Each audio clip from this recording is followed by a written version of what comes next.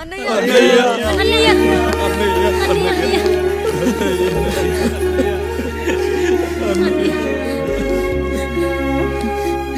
చాలా భయం వేసిందన్నయ్యా. ఇప్పుడు మమ్మల్ని వదిలి వెళ్ళకన్నయ్యా. రాత్రే కదరా మనం అందరం కలిసి పడుకున్నాం. ఎప్పుడో రాత్రి చూసామన్నయ్య, నిన్ను చూడకుండా ఒక్క అరగంట కూడా ఉండలేకపోతున్నా. నిన్ను చూసి చాలా రోజులైనట్టుంది అన్నయ్య.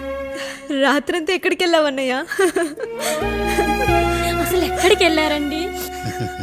ఇంట్లో దోమలు కుడుతున్నాయని అలా పక్కనే ఉన్న గడ్డివాం దగ్గర పడుకున్నా. మన రత్తాలు వాళ్ళ ఆయన ఊళ్ళో లేడంది. సరే అని తను తోడుగా తీసుకెళ్ళా.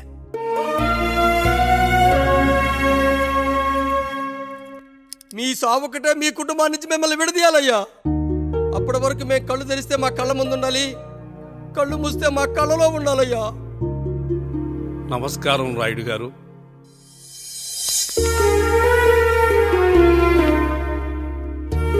నమస్తే. ఏం జడ్జి గారు ఎప్పుడొచ్చారు? ఇప్పుడే. రాయుడు గారు, మీ కుటుంబం గురించి వినడమే గాని ఇప్పుడే చూస్తున్నాను. ఒక్కసారి మీ కుటుంబ సభ్యుల్ని నాకు పరిచయం చేయండి రాయుడు గారు. వాళ్ళు నా తమ్ముళ్ళు. నమస్కారం. మొత్తం ముగ్గురా? కాదు, నలుగురు. వాడు వేరే షూట్లో ఉన్నాడు. వీళ్ళు నా చెల్లెళ్ళు. నమస్కారం తల్లి. వీళ్ళు నా భార్యలు. నమస్కారం అమ్మా. వీళ్ళు నా బంధువులు. నమస్కారం. నా జీవితంలో ఎంతో ముఖ్యమైన, ఆ, ఇష్టమైన, ప్రాణమైన ఆ. మరో మనిషిని మీకు పరిచయం చేయాలి. ఆవిడే.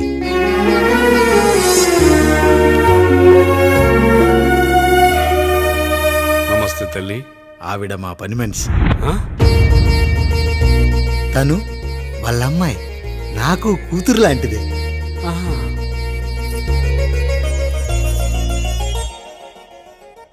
ఆ ఫోటోలోని వ్యక్తి ఎవరమ్మా? మీ ఆయన?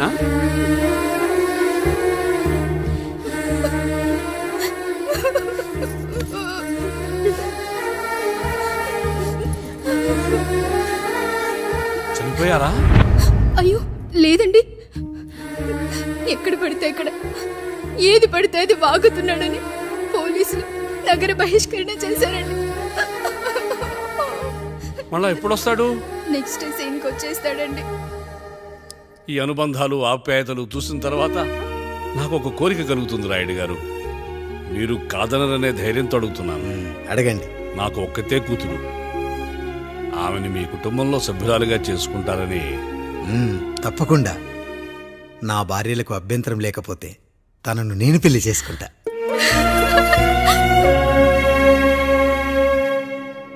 అయ్యో, మీరు పొరపాటుగా అర్థం చేసుకున్నారు. మీ పెద్ద తమ్ముడికి ఇచ్చి చేస్తారని.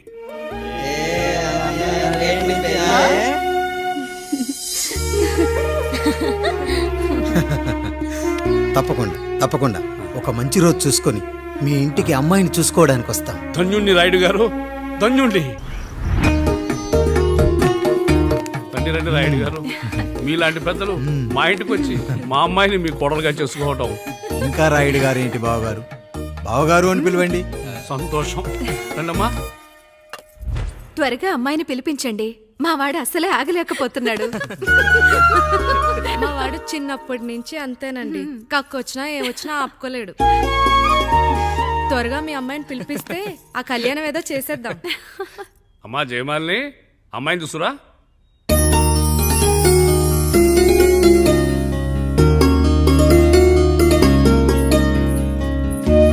కూర్చోమ్మా. నువ్వు కూడా అబ్బాయిని చూడమ్మా.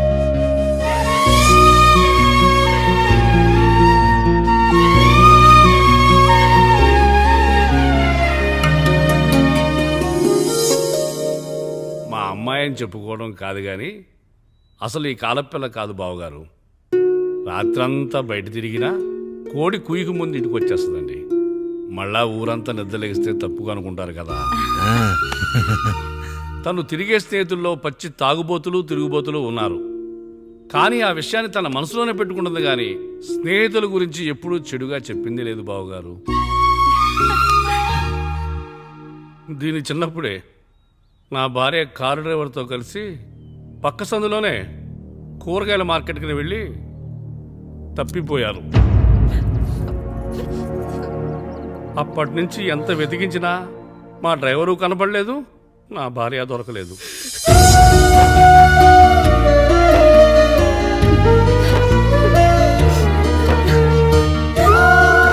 అమ్మ నాకు చాలా ప్రేమ పంచింది నాన్న, అది ఊరంతా పంచుతానంటుంది నా బిడ్డ. నేను కాదనలేదు. అలాంటి నా కూతురు ఇవాళ మీ కోడలవటం నిజంగా నా అదృష్టం బావగారు. ఈ రోజు నుంచి మీ అమ్మాయి మా ఇంటి బిడ్డ. అమ్మాయి నచ్చిందా బాబు? నచ్చిందా?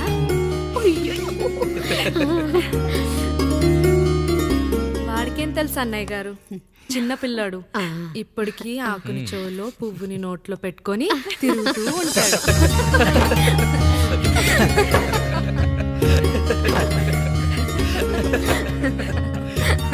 ఇంకంత శుభం అన్నమాట. ఇక తాంబూలాలవి మార్చుకుందాం. ఒక నిమిషం ఆగి, నేను చెప్పేది ఒకసారి నా మాట విను. నేను చెప్పేది నేను ఒక్క క్షణం కూడా ఉండను. ప్లీజ్. అమ్మా శారదా, పెద్దవాడు వచ్చారమ్మా, మనల్నే చూస్తున్నారు. అమ్మాయికి పెళ్లి చూపురమ్మా.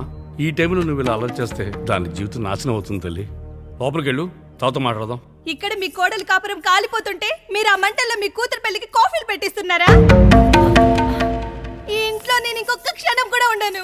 ఒక్క నిమిషం తల్లి, అసలు ఏం జరిగిందో నాకు చెప్పమ్మా. ఈయన మంచోడని 6 నెలల క్రితం నాకు పెళ్లి చేశారు.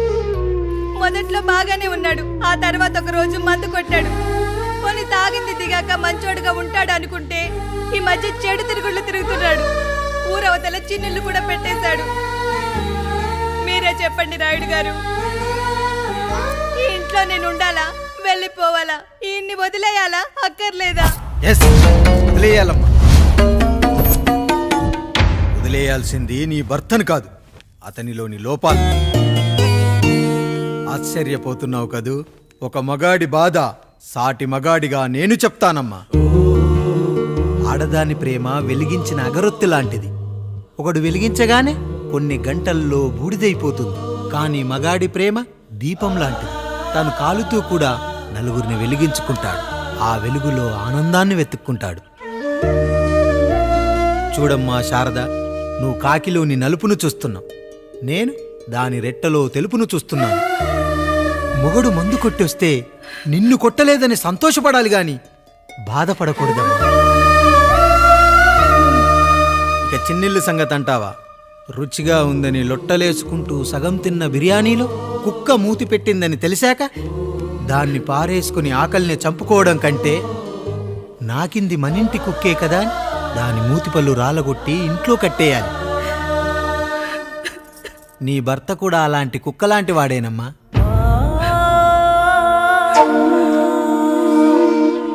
ఆడదానికి వయసొచ్చాక 3 ముళ్ళేసుకొని 90 ఏళ్ల జీవితం గురించి కలలు కంటుంది. అదే మగాడు 3 ముక్కలాడి 90 ml మందేయాలని కలలు కంటాడు. హౌస్లోనికి హౌస్ కీపింగ్కి తేడా తెలియని అమాయకపు జాతి అమ్మా మా మగజాతి. పండగ పూట తినే పాయసం రుచి గురించి మీకు తెలిసి ఉండొచ్చు. కానీ గరళం కంటే చేదుగా ఉన్న బ్రాందీని కక్కలేక మింగలేక తాగే ఆ బాధ ఒక్క మగాళ్లకు మాత్రమే తెలుస్తుంది. కష్టాల్లో ఓదార్చిన మందును సుఖాల్లో మర్చిపోకూడదని తాగడమే కాని మాకు మాత్రం తాగాలని ఆశుంటుందా తల్లి? చివరిగా ఒక్క మాట, కష్టాలు పొంగల్లో మిరియాల్లా మనకే వస్తాయి, కానీ సంతోషాలు ఉప్మాలో జీడిపప్పులా పక్కనోడుతో ఉంటాయి. ఎదుటివాడి ఉప్మాలో కూడా పనికిరాని కరివేపాకుంటుందని సర్దుకుపోవడమే జీవితమమ్మా. రాయుడు గారు, నన్ను క్షమించండి. రాయుడు గారు, నన్ను క్షమించండి. నా తప్పు నేను తెలుసుకున్నాను. ఈ రోజు నా 2 బిడ్డల జీవితాన్ని కాపాడారు రాయుడు గారు. ఈ శుభ కార్యక్రమాన్ని కూడా మీరే జరిపించండి. తప్పకుండా.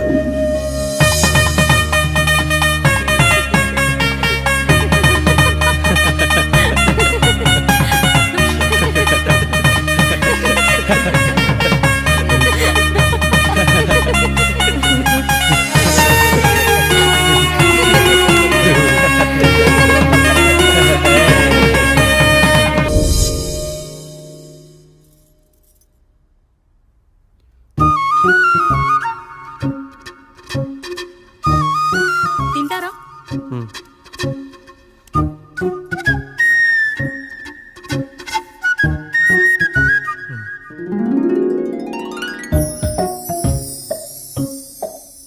ఫస్ట్ టైమా?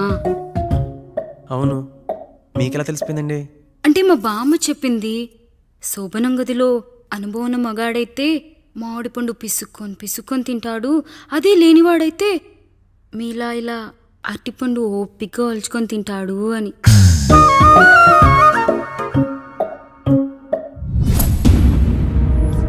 ఏంటవి? అవేంటో తెలీదా? ఫ్రెండ్స్కి పెళ్ళని చెప్తే హ్యాపీ బర్త్డే అనుకొని బెలూన్స్ ఇచ్చారు, ఫీల్ అవుతారు కదా అని 4 అక్కడ కట్టాను.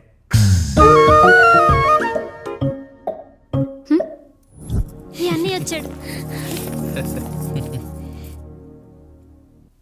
పిల్లల గదిలోకి వెళ్ళారా? వెళ్ళారండి. మీరెంత ఏంటి ఇంత రాత్రైనా ఇంకా పడుకోలేదా? మీరు లేనిది ఎప్పుడైనా పడుకున్నామా అన్నయ్య? అందరం కలిసే కదా పడుకునేది మావయ్య. సరే అందరం పెద్దోడి గదిలో పడుకుందాం. ఈ రోజు వాడి శోభనం కదా, అసలే కొత్త. పక్కనుంటే ధైర్యంగా ఉంటుంది, పక్క నుండి దగ్గరుండి జరిపిద్దాం. పదండి.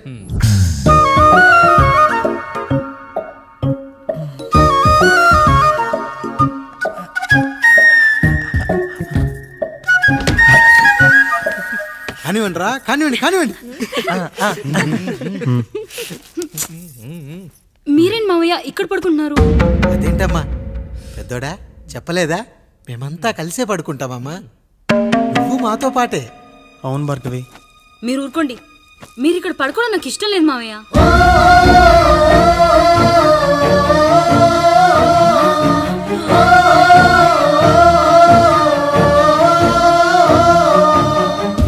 అదేంటమ్మా అలా అంటావు? ఎన్నో చూసాం, ఎన్నో చేశాం. దుక్కి దున్ని కోత కోయకుండానే ఈ విత్తనాలన్నీ మొలకొచ్చాయంటావా తల్లి? అవన్నీ నాకు తెలియదు మావయ్య, మర్యాదగా బయటికి వెళ్ళండి.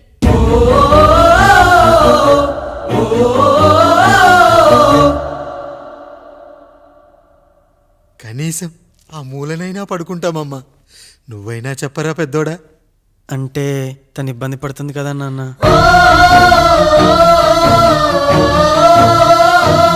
నువ్వు కూడా ఏంట్రా, పిల్లలేదో ఆశపడుతున్నారమ్మా.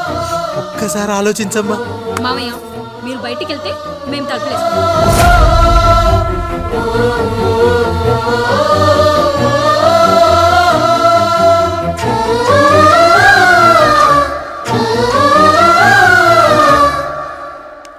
వేసుకోండి అమ్మా, వేసుకోండి, తలుపులు వేసుకోండి.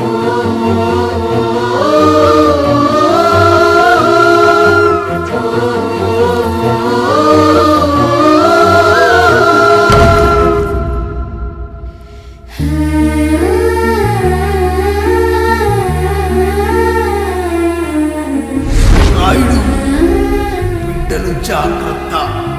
ఈ రోజు నుంచి వీళ్ళంతా నీ తమ్ముళ్ళు చెల్లెళ్ళు కాదు, నీ బిడ్డలు.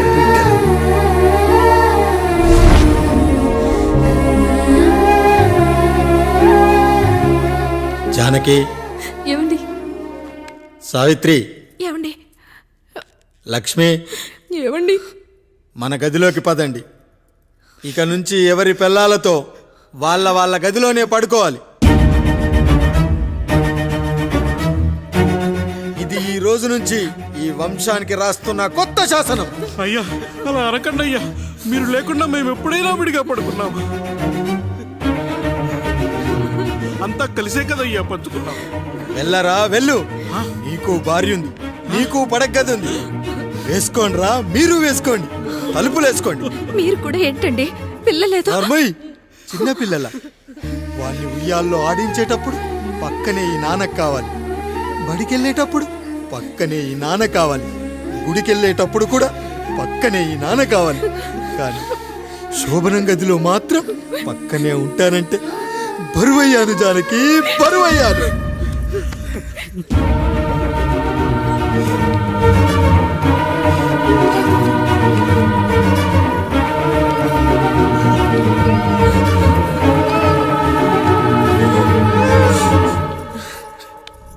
ఏంటండి ఏంటండి ఇంకా అదే ఆలోచిస్తున్నారా? ఎలా మర్చిపోగలను లక్ష్మి? జరిగింది ఏదో జరిగిపోయింది, మీరు బాధపడకండి. ఎంత మాట అన్నాడో చూసావా? నా భార్య ఇబ్బంది పడుతుంది, బయటికెళ్ళండి నాన్న అన్నాడు. వాణ్ణి ఎలా పెంచాను? చదువుకుంటే పై చదువులకు వాడు వేరే ఊరు వెళ్లాల్సి వస్తుందని చదివే మాన్పించేశాను.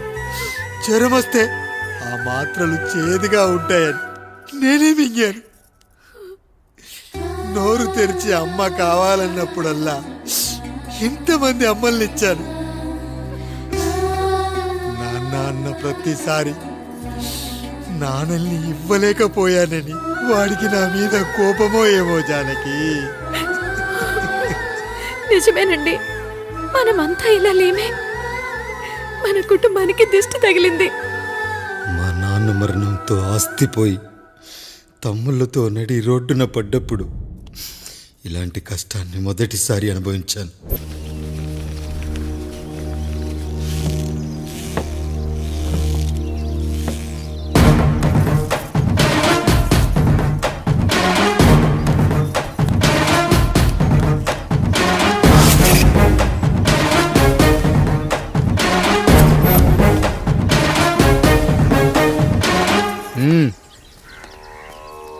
నమస్కారం అయ్యా.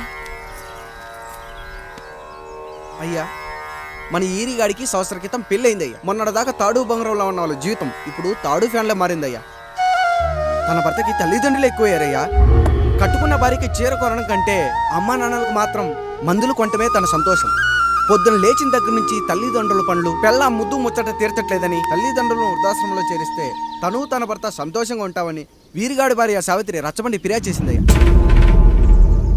చూడమ్మా, ప్రతి స్త్రీ జీవితం 3 ఆకులతో ముడిపడి ఉంటుంది. పెళ్లిల్లో మావిడాకులు, శోభనం గదిలో తమలపాకులు, ఆ తర్వాత భర్తతో విడాకులు.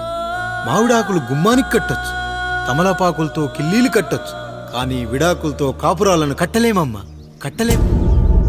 నన్నేం చేయమంటారు? నాకంటూ కోరికలుండవా? భర్తతో సరదాగా ఒక్కదాన్నే గొడవ పడాలని, ఆయన కష్టపడి అలిసొస్తే పక్కింటి వాళ్ళ కబుర్లన్నీ చెప్పాలని, వచ్చిన జీతం మొత్తం చేతికిచ్చాక నేనే 10ో 12కో చేతిలో పెడితే ఆయన కళ్ళల్లో ఆనందం చూడాలని నాకు అనిపించదా? ఎంతసేపు అమ్మా నాన్న అంటూ వాళ్ళ కొంగు పట్టుకుని తిరగడమే తప్ప నా పైట పట్టుకుని తిరిగిందే లేదు. నాకు విడాకులొద్దు, నా భర్త నాకు కావాలి. ఎరా, నీ భార్య చెప్పింది విన్నావుగా, ఏమంటావు? అయ్యా, మీరు నా వైపు కూడా ఆలోచించండి అయ్యా. 9 నెలలు నా తల్లి కష్టపడి కనీ పెంచితే 20 ఏళ్ళు నా తండ్రి నన్ను పోషించాడు. నిన్నగాక మొన్న వచ్చింది. ఇది మమ్మల్ని విడదీయాలంటే ఎలాగయ్యా? నాకు నా పిల్లం కంటే నా తల్లిదండ్రులు ఎక్కువయ్యా. మరి పెళ్ళెందుకు చేసుకున్నావురా? అక్కుల్లో పనికెళ్తుంటే అక్కడ మెస్ భోజనం పడట్లేదయ్యా. ఇల్లామంటే పని మనిషి అనుకుంటున్నావారా? అసలేమనుకుంటున్నావురా? ఆడదంటే నీకంటే చిన్నదవుతే చెల్లవుతుంది. నా తప్పు నేను తెలుసుకున్నానయ్యా. నా తల్లిదండ్రులు నేను వదిలేస్తానయ్యా. నా పిల్లాన్ని నాకు ఇప్పించున్నయ్యా. నువ్వు తప్పు మీద తప్పు చేస్తున్నావు. నీ భార్యను తిరిగి ఏలుకోవడానికి నీకు హక్కు లేదు. ఈ రాయుడు తీర్పిస్తున్నాడు. ఈ ఈరిగాడు మాత్రం తమ తల్లిదండ్రులతో ఉండాలి, కానీ ఈవిడకు మాత్రం భర్త కావాలి. ఈమెకు అభ్యంతరం లేకపోతే నేను పెళ్లి చేసుకుంటాను.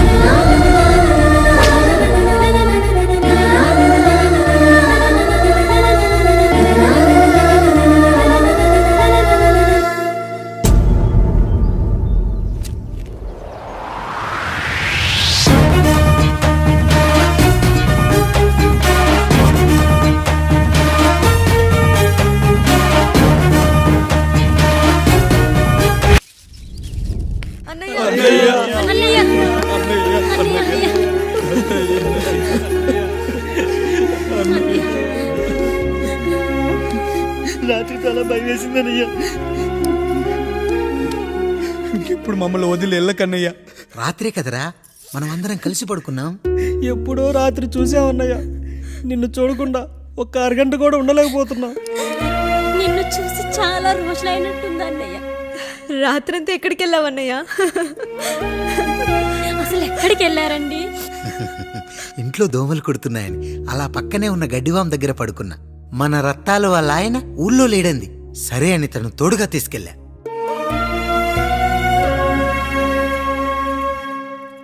మీ సావుకటే మీ కుటుంబం నుంచి మిమ్మల్ని విడదీయాలయ్యా.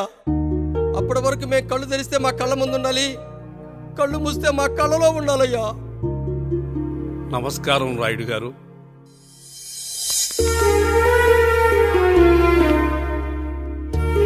నమస్తే. ఏం జడ్జి గారు ఎప్పుడొచ్చారు? ఇప్పుడే. రాయుడు గారు, మీ కుటుంబం గురించి వినడమే గాని ఇప్పుడే చూస్తున్నాను.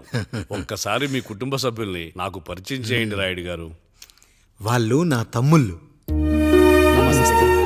నమస్కారం. మొత్తం ముగ్గురా? కాదు, నలుగురు. వాడు వేరే షూట్లో ఉన్నాడు. వీళ్ళు నా చెల్లెళ్ళు. నమస్కారం తల్లి. వీళ్ళు నా భార్యలు. నమస్కారం అమ్మా. వీళ్ళు నా బంధువులు. నమస్కారం. నా జీవితంలో ఎంతో ముఖ్యమైన, ఆ, ఇష్టమైన, ప్రాణమైన ఆ. మరో మనిషిని మీకు పరిచయం చేయాలి. ఆవిడే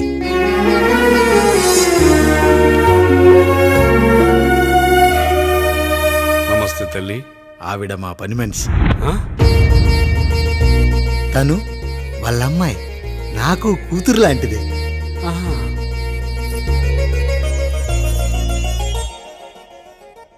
ఆ ఫోటోలోని వ్యక్తి ఎవరమ్మా? మీ ఆయన?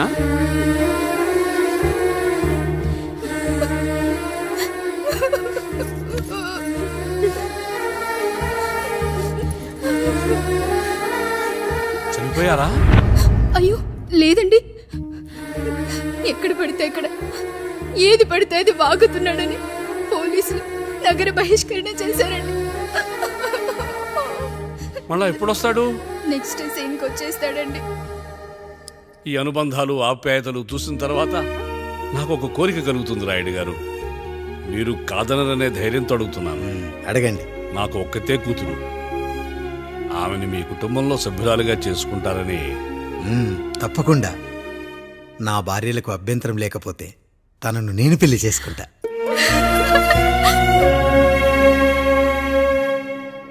అయ్యో, మీరు పొరపాటుగా అర్థం చేసుకున్నారు.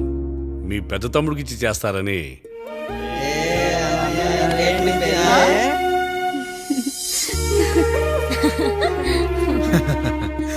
తప్పకుండా తప్పకుండా ఒక మంచి రోజు చూసుకొని మీ ఇంటికి అమ్మాయిని చూసుకోవడానికి వస్తాం. ధన్యుణ్ణి రాయుడు గారు, ధన్యుణ్ణి.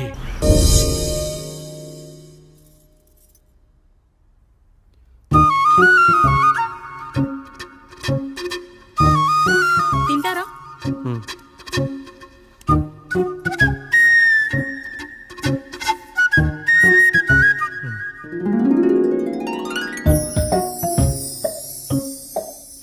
ఫస్ట్ టైమా? అవును, మీకెలా తెలిసిపోయిందండి? అంటే మా బామ్మ చెప్పింది.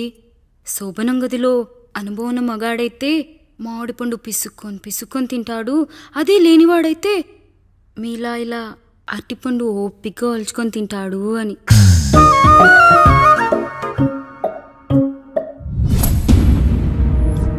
ఏంటవి? అవేంటో తెలీదా? ఫ్రెండ్స్కి పెళ్ళని చెప్తే హ్యాపీ బర్త్డే అనుకొని బెలూన్స్ ఇచ్చారు. ఫీల్ అవుతారు కదా అని 4 అక్కడ కట్టాను.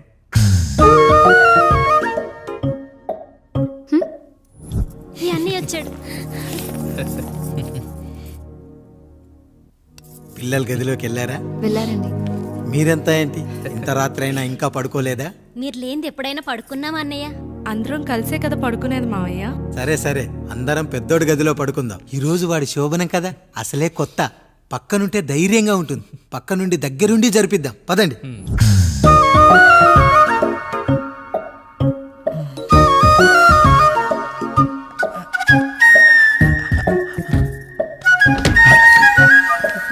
కానివ్వండి రా, కానివ్వండి కానివ్వండి. మీరేంటి మావయ్య ఇక్కడ పడుకుంటున్నారు? అదేంటమ్మా పెద్దోడా, చెప్పలేదా? మేమంతా కలిసే పడుకుంటామమ్మా. నువ్వు మాతో పాటే. అవును భార్గవి. మీరు ఊరుకోండి. మీరు ఇక్కడ పడుకోవడం నాకు ఇష్టం లేదు మావయ్య.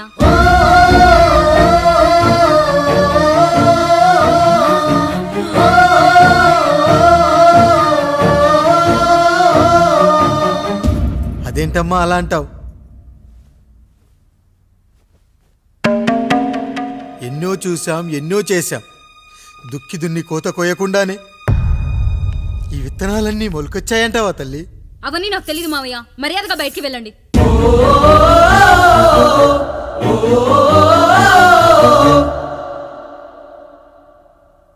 కనీసం ఆ మూలనైనా పడుకుంటామమ్మా. నువ్వైనా చెప్పరా పెద్దోడా? అంటే తను ఇబ్బంది పడుతుంది కదా నాన్న.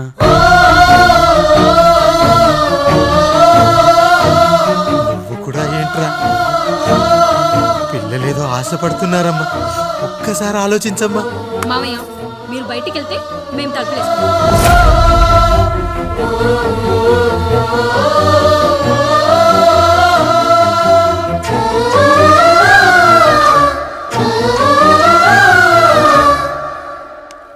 వేసుకోండి అమ్మా, వేసుకోండి.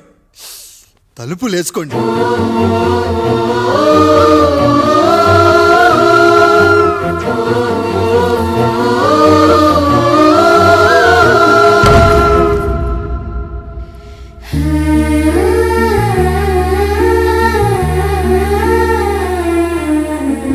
రాయుడు, బిడ్డలు జాగ్రత్త. ఈ రోజు నుంచి వీళ్ళంతా నీ తమ్ముళ్ళు చెల్లెళ్ళు కాదు, నీ బిడ్డలు.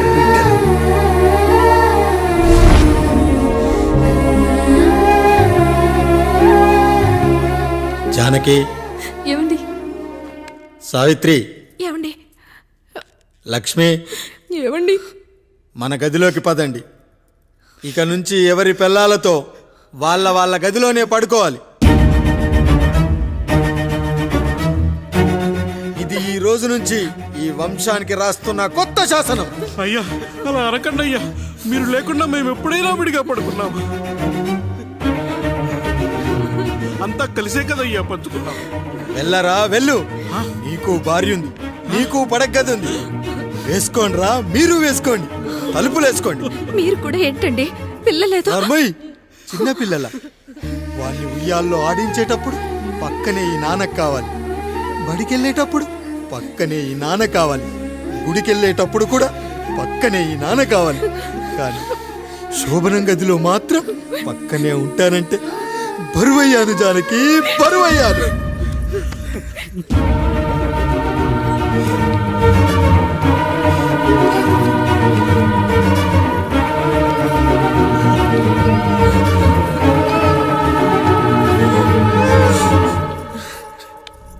ఏంటండి ఇంకా అదే ఆలోచిస్తున్నారా? ఎలా మర్చిపోగలను లక్ష్మి? జరిగింది ఏదో జరిగిపోయింది, మీరు బాధపడకండి. ఎంత మాట అన్నాడో చూసావా? నా భార్య ఇబ్బంది పడుతుంది, బయటికెళ్ళండి నాన్న అన్నాడు. వాణ్ణి ఎలా పెంచాను? చదువుకుంటే పై చదువులకు వాడు వేరే ఊరు వెళ్లాల్సి వస్తుందని చదివే మాన్పించేశాను. జ్వరం వస్తే ఆ మాత్రలు చేదుగా ఉంటాయని నేనే మింగాను. నోరు తెరిచి అమ్మ కావాలన్నప్పుడల్లా ఎంతమంది అమ్మల్ని ఇచ్చాను. నాన్న అన్న ప్రతిసారి నాన్నల్ని ఇవ్వలేకపోయానని వాడికి నా మీద కోపమో ఏమో జానకి. నిజమేనండి, మనమంతా ఇలా లేమే. మన కుటుంబానికి దిష్టి తగిలింది. మా నాన్న మరణంతో ఆస్తిపోయి తమ్ముళ్ళతో నడి రోడ్డున పడ్డప్పుడు ఇలాంటి కష్టాన్ని మొదటిసారి అనుభవించాను.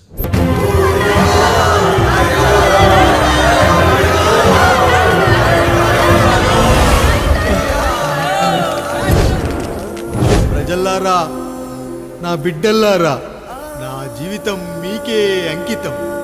మళ్ళీ జన్మంటూ ఉంటే మీకోసం తిరిగి వస్తాను.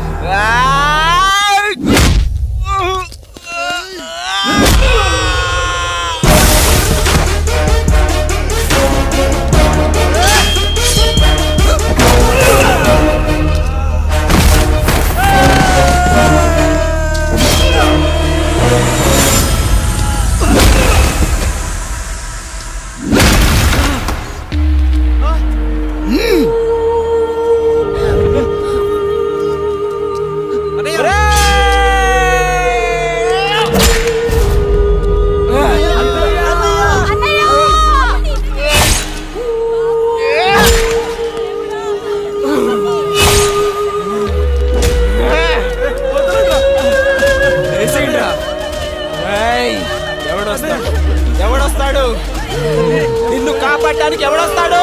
ఏసేంట్రా?